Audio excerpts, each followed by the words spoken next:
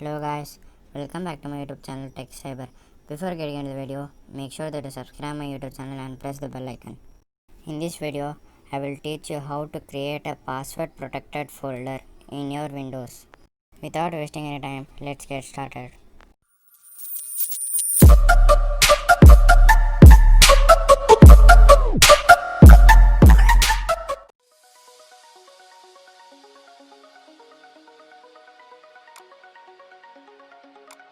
So, choose your own destination and create a new folder there.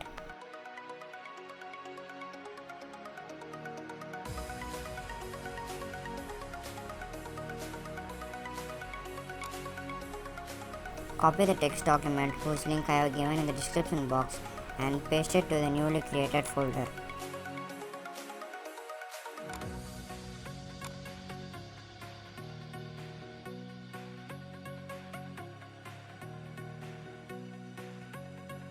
Now open the text document.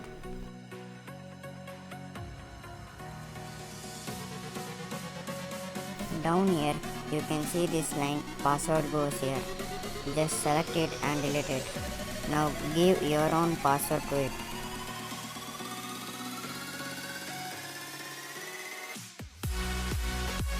Go to file and select save as.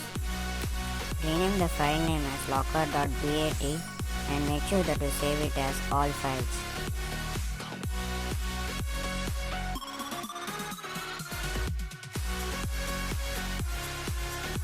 So here, delete this text document permanently by shift plus delete key. Now double click the locker file. This will create a new folder file where you can copy your important files.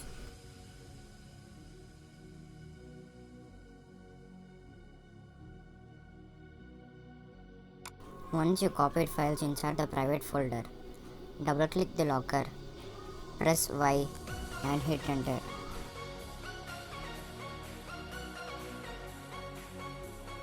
If you want to see your files, double click the locker and enter your password.